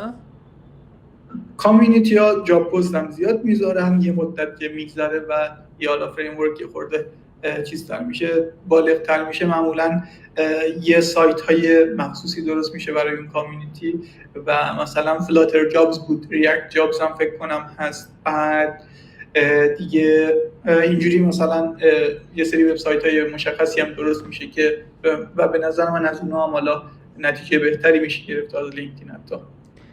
درسته. الان هم مهندس تو ترایبز هم شما کارآموزی میذارید؟ این تعدادش زیاده؟ مثلا روی کرده کارآموزی دارن شرکت ها؟ ما کارآموزی نداریم تو ترایبز. ولی توی کامیونیتی ها که میگردید هست هنوز؟ چون من خودم احساس کنم شرکت خوب میگه آقا من نیرو رو بگیرم، یه نیروی آماده بگیرم، چرا کارآموز بخوام این همه زمان بذارم براش؟ کارآموزی ها دو نوعه، یا حالا شخص میگم استارتاپ های کوچیکن که پول ندارن، کارآموز میگیرن که همون کار انجام بشه به هر حال ولی با یک کیفیت پایین‌تر و اوکی ان با این موضوع و یا حالا شرکت های بزرگ هستن که حالا کارآموز میگیرن که سرمایه گذاری میکنن روی منابع انسانی در واقع. اینجوری هستن. اونا گفتیم توی چه سایت هایی بتونیم پیدا کنیم غیر کامیونیتی؟ تو مثلا ویل فاوند و اینا هم هست؟ آره ویل فاوند و اینا هم کارآموزی پیدا میشه. خیلی هم عالی. مهندس دانشگاه چقدر تاثیرگذاره برای کسی که میخواد مثل شما نرم افزار کار کنه، وارد بازار کار خارجی بشه؟ دانشگاه فکر کنم قبلا تاثیرش کمتر بود به خاطر بازار کار، ولی الان تاثیر بیشتر شده. کل مبحث اینه که حالا یه دانش عمیقی نیازه که حالا هر شخص داشته باشه. قبلا اینجوری بود که الان مثلا هر کی میرفت مثلا برنامه‌نویس میشد، زیاد چون جاب مارکت خیلی نیاز داشت به برنامه‌نویس، زیاد هم اگه قوی نبودی بازم برات کار بود. الان دیگه فیلتره یه خورده سخت‌تر شده. چک میکنم مثلا از فرانت اند دیولپر هم حتی ممکنه سوال الگوریتمی بپرسن و میپرسن و همه اینا میگم باعث شده که حالا دانشگاه اهمیتش فکر کنم بیشتر بشه. چیزیه که من مشاهده میکنم، یه چیز سالید و قطعی نیست اصلا، ولی من فکر میکنم اهمیتش بیشتر شده. خصوصا مثلا مبانی برنامه‌نویسی، اون چیز ساختمان داده و اینا رو یاد گرفتم خیلی مهمه و در نهایت اونی که شما رو تبدیل میکنه به سافت‌ور انجینیر، کسی که میتونه حالا مسئله ها رو حل کنه و گفتم کل کارم حل مسئله است دیگه. اونم خودآموز نمیشه یاد گرفت؟ خودآموز میشه یاد گرفت، خیلی هم خودآموز یاد میگیرن، ولی خیلی های دیگه که درساشون خیلی بیشتره یاد نمیگیرن. درسته. و اینجا هم خب شاید مثلا دانشگاه تاپ هم شاید هم یه راهکار دیگه برای رسیدن به جا، خیلی حالا به اون فکرن، اینکه اپلای از دانشگاهی تحصیلی برن خارج از کشور. اونم شما توصیه میکنید؟ من خودم احساس میکنم خیلی طولانیه فرآیندش، یعنی ارشد میگیره و میره اونجا دکترا بخونه، بعد دکترا مثلا تازه بخواد بره وارد بازار کار بشه. اینم یه مسیریه که خب کار طولانی تره، ولی از اون ور بازدهش احتمالاً چند برابر روشی که من پیش رفتم. شما اگر مثلا یک شخصی بیاد و از همون اول بر مبنای تحصیل بره جلو و اینکه بره دانشگاه تاپ 10 جهان مثلا چیز بکنه بخونه، 100% کار خیلی بهتری میگیره تا نسبت منی که اینجا هستم تو ایران و مثلا کار خیلی آسان‌تری به نسبت هم حتی انجام میدم. مسیرها فرق میکنه، شرایط هر شخص فرق میکنه. برای منی که از دانشگاه نزدیک بود اخراج بشم و کلا یه تابستون فاصله داشتم تا اینکه برم در واقع یه کار پیدا بکنم برای خودم تو زمینه خودم، تو زمینه کامپیوتر، و یا اینکه حالا مثلا کلا مسیر شغلیم تغییر می‌کرد و حالا شخصی که هیچ عجله‌ای نداره فرق داره و میگم مسلماً این دو تا فرق داره و نتیجهش هم خیلی فرق داره. من دوست داشتم اگر مثلا میتونستم، چرا که نه، منم دوست داشتم مثلا استنفورد درس میخوندم و بعدش میرفتم مستقیما گوگل کارآموز میشدم. وقتی گوگل کارآموز بشی با مثلا $30-40 $50 در ساعت شروع به کارآموزی میکنی، نه اینکه مثلا با $5. درسته. و خب هر کدومشون یه روحیه خاصی داره دیگه. مثلا من با رفیقم دانشگاه صنعتی اصفهان بودیم، اون روحیه دانشگاهی رو داشت، من نداشتم. یعنی اون داشت، الان آمریکا داره درس میخونه، من نه، من خوشم نمیاد، اصلا احساس می‌کنم اینا چیزایی که داریم میگه خیلی بیفایده است و اینا. یه روحیه ریسرچی و روحیه خیلی هم دانشگاه میره بعضی وقتا دیگه اینقدر زیادی عمیق میشه، من خودم زده میشدم. یعنی خیلی دیگه، یعنی کاربردی اون برای من حس نمی‌کردم اون کاربردیشو، یعنی خیلی دیگه عمقش اینقدر زیاد بود که من نمیفهمم یا واقعا حالا اینقدر نیازی نبود وارد عمیق بشی، چون بیشتر دانشگاه میخواد یک فاز جدید رو باز کنه، یک دری مثلا درسته به جهان یک جدیدی باز کنه.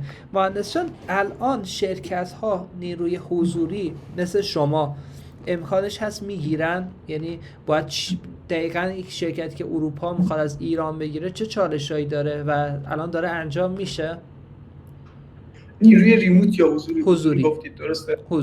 حضوری با ویزا اسپانسرشیپ انجام میشه و حالا پروسه خاص خودش داره برای هر کشوری. معمولا حالا چالشاش وقت سفارت گرفتن هست که حالا اوکیه به نسبت واسه به کشورش فرق میکنه.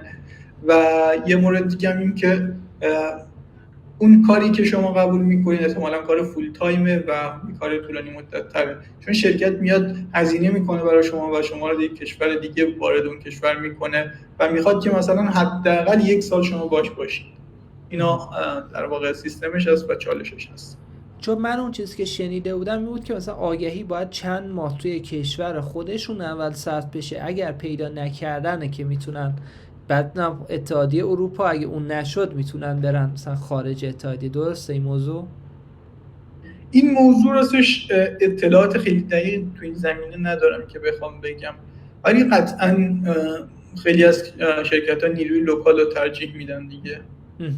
یا حتی من یه شرکت خودم بود میخواستم اپلای کنم، اینجوری بود که خیلی میرفتن تو دانشگاه ها پیدا میکردن، یعنی توی اون محیط دانشگاه یه مثلا کنفرانس چیزی میذاشت، همایشی میذاشت، مثلا میدید کی علاقه منده، دانشگاه حالا تاپی که مثلا فنلانده، دانشگاه تاپ فنلاند، ایران مثلا فکر کن برید تو شریف، و اینی مثلا از همونجا جمع میکردید کسایی که دم دسترس نمیدونم چیز. ولی خب دیگه فکر کنم خیلی باید تاپ باشی که بخوان به فکر این دردسرای شما باشن که بخوان بیارنت کاراتو بکنن. ولی من اینو دیدم که نیروهایی که دارن با طرف کار میکنن اگه راضی باشن ممکنه بعد از مدتی بهشون پیشنهاد بدن که شما بیا پیش خودمون. آره اینم یه آپشنیه. حالا این که حالا مثلا میگم با ویزا اسپانسرشیپ در واقع بخوای مهاجرت بکنی، نیازی به نظر من حالا نیست که مثلا خیلی خیلی تاپ باشی، چون اینم اپلای کردن و مصاحبه گرفتن و مصاحبه انجام دادن این خودش یه مهارته، یعنی در واقع مهارت مصاحبه است که شما رو پیش برنده، نه مهارت حالا لزوما فنی. و این که از این و گفتید که یه مورد دیگه هم گفتید، اون چی بود؟ حالا ازش میخوای رد بشیم. آره که بحث حالا اسپانسرشیپ و اینا، حالا چه کشورهایی با ایران یه خورده راحت تر هستن؟ یعنی ویزا اسپانسرشیپ برای آمریکا میشه گرفت یا اصلا الان کلا اون کنسله؟ نه اسپانسرشیپ نمیشه برای آمریکا گرفت و کلا کشورهای اروپایی راحت ترن و از بینشون هم اونایی که مثلا بازار کار جذاب تری دارن مثل آلمان، هلند، اینا معمولا راحت تر چیز میکنن، قبول میکنن. کشور خلیج فارس الان تو چه چیزی هستن، تو چه فازی هستن؟ مثل امارات و عربستان واقعا انقدر رشد کردن شرکتایی که حقوق بالا بدن یا نه همچین طوری نیست؟ حقوقشون به نسبت خوبه، آره از لحاظ حقوقی خوبه. من عربستان کسی رو ندیدم که کار بکنه، ولی امارات دیدم و رنج همون 5000 تا 6000 تا اینا هست و بالاتر هم هست. البته این برای ریموته، ولی برای حالا در واقع اسپانسرشیپ اونا سیستمشون فرق میکنه. فکر کنم امارات و اینا سیستمشون اینه که حالا شرکت اکثرا میزنن اونجا و شرکتی چیز میکنن، اقامت میگیرن و کارشون اوکی میکنن. درسته، خیلی هم عالی. خب ما حالا بحثای ما از خودتون یه در مورد این جلسه میتینگ رفتن و چیز اینا، من خودم یه توصیه که میکنم، من به حسام و بچهای میگم میخوایی برای تو این میتینگ جور کنم، میگم حتی میدونم مثلا طرف الکی و پول بده نیست، ولی مثلا ست میکنم میگم فقط برید شما صحبت کنید. یعنی فکر میکنم بعضی آدم فکر کنن این مهارتیه که باید بری یوتیوب ببینی، ولی هر چقدر شما تعداد میتینگ های بیشتری بری اون اعتماد به نفستون میره بالاتر. حتی شده آقا گند بزنید، ولی همینه که هی پله پله میره بالاتر، شما برای اون میتینگ های بزرگتر آماده میشید. یعنی میگم آقا الکی یه جوری اصلا ببریمش رو میتینگ، خب یعنی حتی طرف نمیخواد با چت هم حل میشه، بریم تو میتینگ حرفی بزنیم، یه زبانتون این ترسه اگه بریزه خودش میتونه مثلا خیلی اتفاقای بزرگی رقم بزنه. دقیقاً همینه و برای حالا بهتر کردن مهارت، حالا مثلا صحبت کردن و ریخته شدن ترس، برای اینا راهکار هست و مثلا یه سری اپی بود به اسم تندم. تو تندم مثلا میتونی پارتنر زبان داشته باشی، صحبت بکنی باش و حالا لزوما به این معنی نیست که کسی هست که زبانش ضعیف‌تره، ممکنه زبانش هم خیلی قوی باشه، اومده باشه مثلا فارسی یاد بگیره، شما بهش فارسی یاد بدی، اون انگلیسی به شما یاد بده و اینجوری خب هست و خیلی موارد دیگه است، خیلی روش‌های دیگه است برای تقویتش. میتونی مثلا استریم بکنی اگه گیمر هستی، میتونی لایو های دیگه جوین بشی، بعد کلاب هاوس بود هست، خیلی اصلا برای این جوریسه خیلی راهکار خیلی زیاده. مهندس این شرکت هایی که شما کار کردی حالا همکارهای زیادی داشتی، این مهارت های نرمی که به نظرتون نقطه ضعف حالا خیلی هست میتونی بگید که چه مشکل هایی حالا حالا چه نسل قدیم چه نسل جدید الان تو کار هستن که اذیت میکنن به عنوان اون شرکت، به عنوان مدیر عاملی که داره با اینا کار میکنه. درسته. مهارت های نرمی که حالا مشکل داریم، یکی اینه که در واقع ارتباطات شفافی ندارن، کلیر کامیونیکیشن ندارن. یعنی چی؟ یعنی مثلا اینکه با تعارف میگن اوکی تعارف تو فرهنگ ما هست، ولی خیلی از فرهنگ‌های دیگه و خصوصا توی کار مهم اینه، توی کار معمولا کسی تعارف نداره و اگر جایی مشکلی هست باید بگی، و مثلا یکی از موارد دیگه هم که هست جواب‌های کوتاه دادن، yes or no answers. اگر کسی سوالی از شما می‌پرسه تو مصاحبه جواب کامل بدید. مثلا did you work with AWS? yes نشد جوابی که اون میخواد، چون اینو تو رزومتون دیده که AWS آوردید. میخواد بدونه اسپسیفیکلی روی چی کار کردی، روی چه پروژه‌ای کار کردی. آره من روی جوابش اینه، من فارسیش حالا میگم، آره من روی AWS کار کردم، یه پروژه داشتیم تو زمینه مثلا حمل و نقل بود، بعد مثلا بک‌اندش رو بردیم روی AWS، بیشتر استوریجش بود، استری مثلا بود، روی فلان بود، یا یه توضیح چند دقیقه‌ای حداقلش نیازه. اینا مثلا چیزی که نیازه. مهندس من یکی داشت صحبت میکرد بر بحث استخدام بود، میگه وقتی که شما میرید توی جزئیات، اون طرف هم میتونه کسی که این کاره باشه میفهمه که داری چاخام میگی که من کار کردم یا نه. یعنی باید مثلا یه سوال کوچیک همین بین این حرفات میپرسه، میفهمه که آره این کار خودت بوده یا داری چیز میکنی، یا داری همینجوری شعر داری میگی برای خودت. آره اینم هست، ولی میگم باید به هر حال جواب یس و نو ندیم تو اینجور موارد و کلی توضیح بدیم، توضیح جزئی تر بدیم واقعا، که اونم به یه شناخت خوبی از شما برسه که مطمئن بشه که اون اطمینانه برسه، یه چیز فراتر از اون چیزی که توی نوشته های شما دیده باشه. و اون بحث کلیر کامیونیکیشنی که گفتید، من نظر من توی شرایط ایران که یک شرایط بحرانیه به نظرم خیلی مهمه. ما خودمون وقتی که جنگ شد همون روز اول به مشتری گفتیم مشتری ما ممکنه آژانس اینترنتمون دسترسی از بین بره، الان هی داره قطع و وصل میشه، ممکنه بره، اگه میشه به ما پروژه‌ای رو تعداد بالا بده الان داشته باشیم که بتونیم روش کار کنیم. و کاملا گفتیم ممکنه اتفاق بیفته و بعضا نگفته بودن، یعنی اتفاق افتاد، رفت وارد جنگ شد، یه طرف بعد مثلا چند روز اومد مشتری کجا بودی؟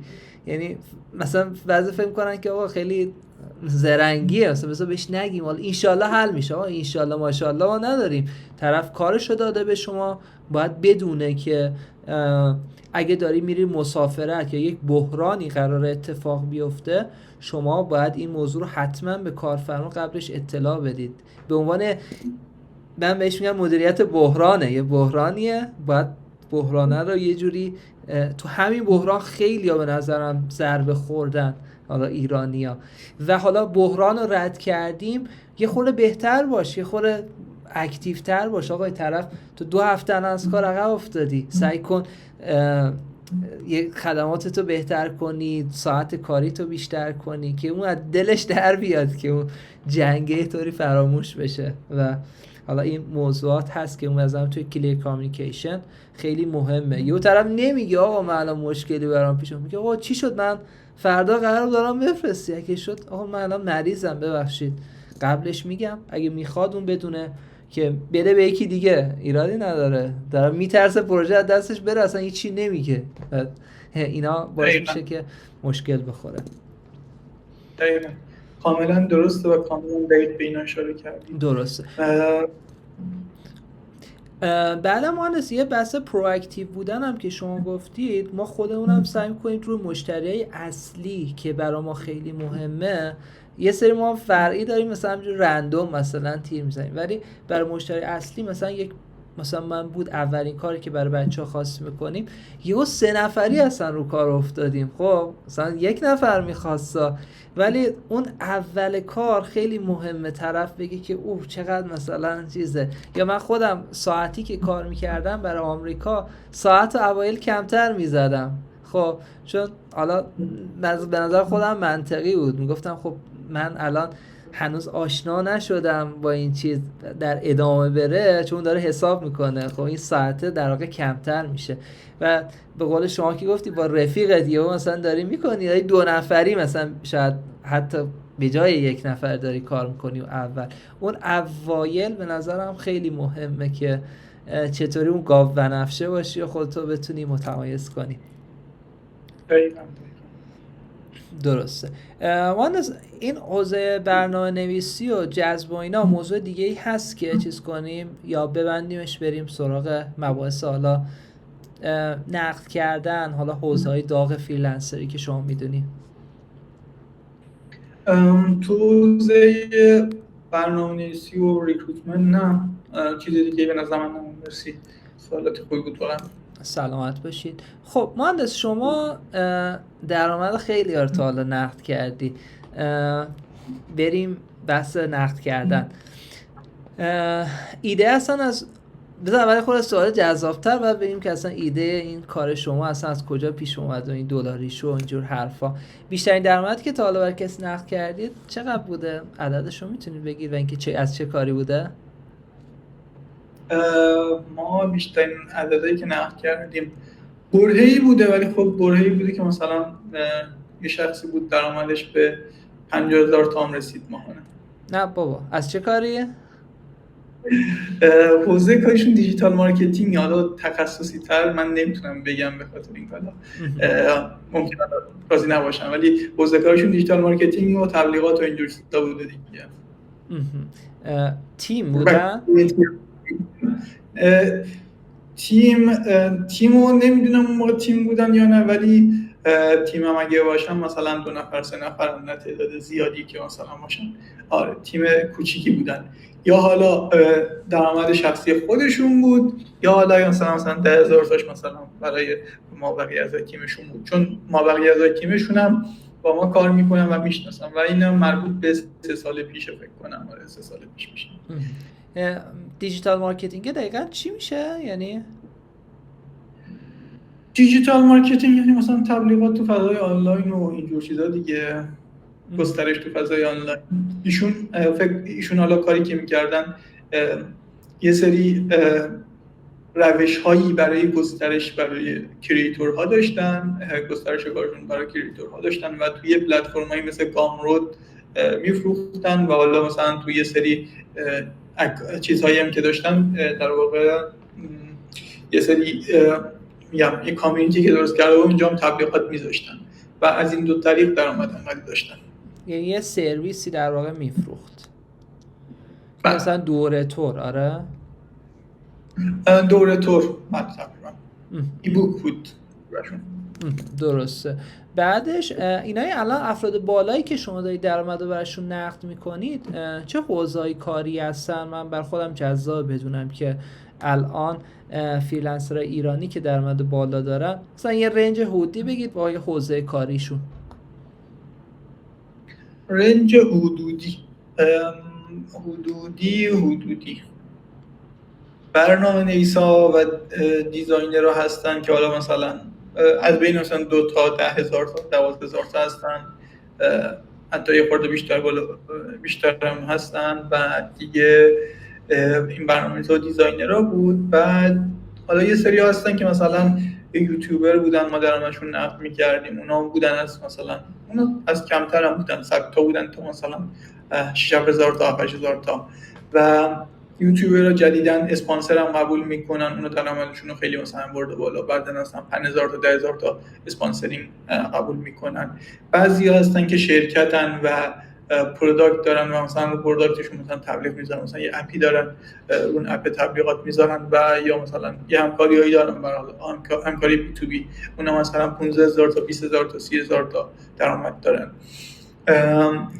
یه سری دیگه هستن تو حوزه باگ بانتی کار میکنن، یعنی مثلا یه سری پلتفرمایی هستن که مثلا هکرن این افراد و میرن رو باگ های سایت های مختلف رو پیدا میکنن و تو اون پلتفرم ها سابمیت میکنن، بهش میگم این کار بهش میگن باگ بانتی.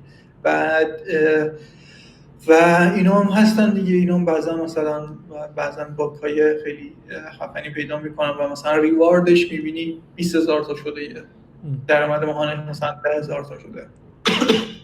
درسته. من باگوانتی هم این تازه شنیدم یکی از اقوام دور حتی مثلا رسمی هم هست اینجوری که شما میکنه که فقط کارش اینه که هی هک کنه مثلا یه بانکیه هی هک کنه بعد راهکار بده برای اینکه چطوری اون خلل امنیتی که هست برطرف بشه. یعنی صورت نیروی رسمیه یه شرکت مثلا کارش فقط هک خود همون شرکتیه که داره براش کار میکنه برای بچه‌های امنیت. چی میگن؟ بهشون میگن سکیوریتی ریسرچر، محقق امنیت. درسته. دیزاینرها کارشون چیه؟ این دیزاینرهایی که گفتی دقیق تر بخواید بازش کنید. یو ایکس دیزاینر هستن و حالا 3D دیزاینر و 3D دیزاینر حالا بعضا درآمدهای خیلی خوبتری داشتن چیزی که من دیدم. اینا بیشتر این درآمدهای خوب، حالا من قسمت قبلم با سایه صحبت می‌کردم اگه بتونید با شرکت کار کنید خیلی بالاتره، درسته؟ نسبت به آژانس واقعا نمیشه گفت که مثلا یه فرمول خاصی داشته باشه.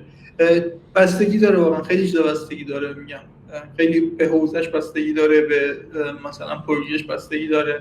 بعضی هستن فقط پروژه‌ای کار میکنن و درآمد خوبی دارن، بعضی هستن فقط به شرکت کار میکنن و درآمد خوبی دارن. خیلی متغیره این.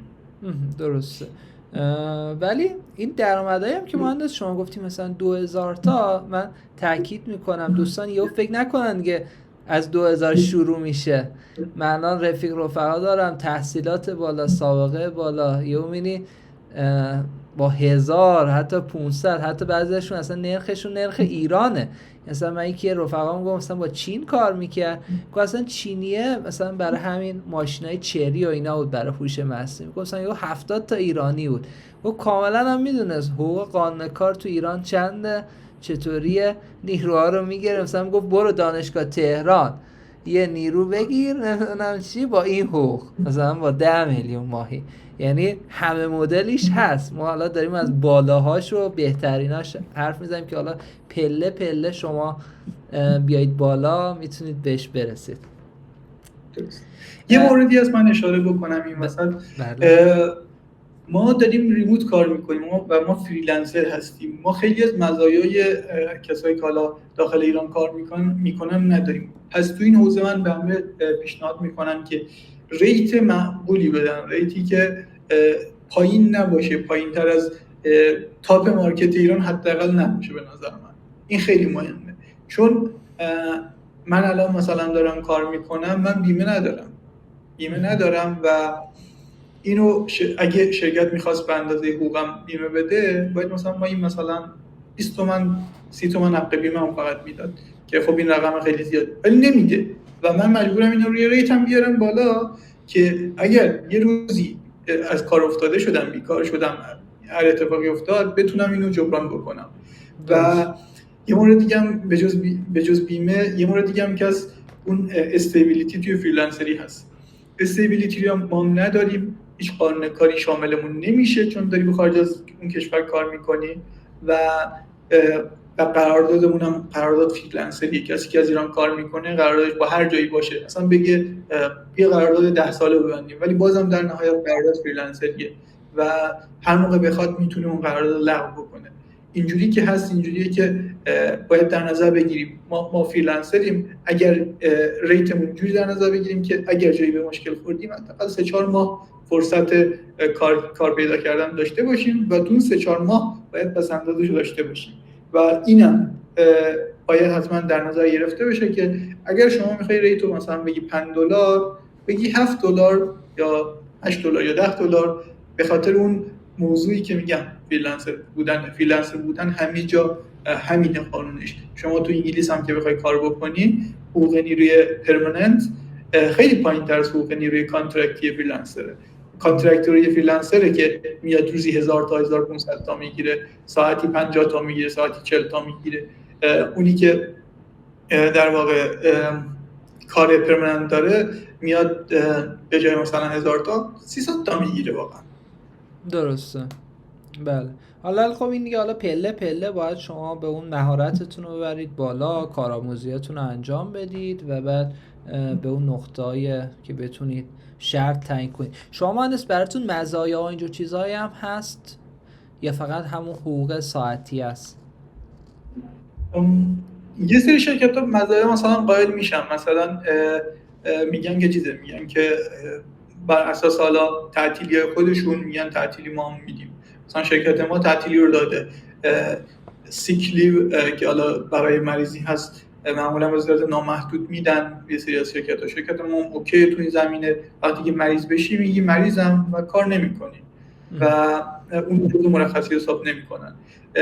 بعد یه چیز دیگه هم که هست، حالا تعطیلی آخر ساله که 2 هفته خود کمپانی کامل تعطیل میکنه، بعد اونم کامل تعطیلیم و حالا معمولا 2 هفته هم تو سال مرخصی میگیریم دیگه. اینم که هست دیگه. درسته. بعد الان ساعتتون بر مبنای اعتماده؟ ساعت کاریتون؟ ما ساعت کاری نداریم. ما ساعت کاری رو یک کامیونیکیشن تایم در نظر میگیرن معمولا شرکت ها. میگن مثلا ساعت مثلا 10 تا 4 یوکی کامیونیکیشن تایمه. این تایم همه آنلاین باشن که بتونن که مثلا جواب بدن دیگه. بعد کار من البته خب کار من یه خورده اوضاعش مثلا میشه مدیریتی. من مدیر منابع انسانی این شرکتم، یه خورده داستان بازتره و بعضی روزا خب سخت‌تره به همون نسبت، بعضی روزا خب خیلی راحت‌تره به نسبت و اینجوریه برای من. ولی حالا برای بقیه اینجوریه که میگم یه کامیونیکیشن تایمی هست و تو این کامیونیکیشن تایم نیازه که اشخاص بتونن آنلاین باشن و سریع جواب بدن و کار بکنن و بقیه حالا کار رو هر موقع دلشون خواست میتونن انجام بدن کار رو. چون بعضی از شغل‌ها دیده بودم که انگار یه نرم افزاری نصب میشه و مثلا سیستمت داره چیز میشه، ساعتش داره سر. بله برای اون موضوع هم تایم زدن نه، بر مبنای اعتماده. ما یه بر مبنای اعتماد در نظر میگیریم، پیش میبریم. ولی اگر جایی دیدیم که حالا عدم مغایرتی هست، مثلا عدم مغایرتی باشه که مثلا یه انجینیرینگ منیجر میتونه گزارش بده و اون موقع است که ما چک میکنیم. ولی اولش اکثر جاها معمولا بر مبنای اعتماده.